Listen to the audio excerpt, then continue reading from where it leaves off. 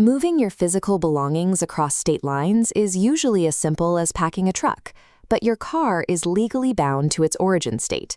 You cannot simply drive across the border and register it somewhere else. The extraction process begins at the Regional Transport Office, or RTO, that originally registered the vehicle, where you have to formally request permission to remove it from their jurisdiction. This diagram maps out the first piece of paperwork, Form 28. It is your application for a No Objection Certificate. You file it in triplicate, and if you have a car loan, a fourth copy branches to your financier. The RTO will not just stamp it and let you go. Under Section 48, they must pull a written police report to verify the car is not involved in a pending theft case and confirm your state road tax is fully paid. Once filed, the RTO has exactly 30 days to grant or refuse the NOC. Miss that window with no written refusal, and the law automatically counts your application as granted. Because of that strict 30-day processing window and the tax prerequisites, you must initiate this paperwork a full month before your actual move. Wait until you are packing your boxes, and your car will remain legally trapped in your old state. Once you secure the NOC, there is no ticking clock on the certificate itself. It has no prescribed expiry date. However, it is exclusively valid for the specific destination RTO you named on the application. You cannot change your mind about where you are moving mid-trip. Upon arriving in your new state, you file Forms 29 and 30. This processes the ownership transition, which requires you to provide proof of address that perfectly matches the local jurisdiction where you now keep the car. This timeline illustrates the grace period for a new license plate. Under 6 months, take no action. But exceeding 12 months triggers a legal requirement. Once 12 months are up, you have exactly 30 days to file Form 27 for a local registration mark. Physically crossing the border starts a hidden legal countdown. Failing to submit Form 27 within that specific 30-day window invalidates your legal right to operate the vehicle in the new state. Now comes the financial reality of the move.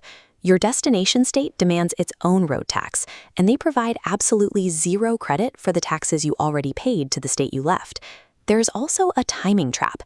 In states like West Bengal, the local tax clock can be backdated to start on the exact day your origin NOC was issued, meaning a certificate left sitting in a drawer actively costs you money. But there is a way to balance the books. Once your new RTO assigns your car a local number plate, you become eligible for a prorated tax refund from your old state. This pie chart shows how a standard 15-year road tax is divided. The origin state retains the revenue for the exact time you lived there, and they refund the value of the remainder period. To claim that money back, you need these 4 items: a plain paper application requesting the refund, your original tax token, an attested photocopy of your new number plate, and 1 blank or canceled check. The trick is knowing where to send it. This packet does not go to your newly established local RTO. You must mail this packet straight back to the taxing officer in the state you just moved away from. State governments do not share their motor vehicle tax revenue. If you fail to proactively file this exact refund claim, you will end up paying thousands of rupees in double taxation for the exact same vehicle. If your car is currently financed under an active auto loan, there is one final complication. Your lender holds a veto. The financier must record their active consent on both Form 28 and Form 27. The law binds them to a 7-day response window, and if they stay silent past a week, the RTO assumes their consent. Crossing a state border does not wipe out your debt. The hypothecation, the bank's legal claim on the car, copies directly over to your new registration certificate. This chart compares your actual expenses. The central bureaucratic fees are highly affordable, around 300 rupees for the transfer and 200 rupees for a smart card. But that sliver is entirely dwarfed by the massive expense of the state road tax. You also have to watch out for late paperwork.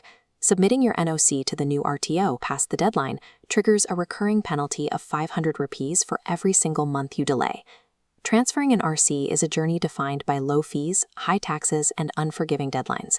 Managing the precise timing of the NOC and the subsequent tax refund is the only way to protect your car's legal identity and your wallet.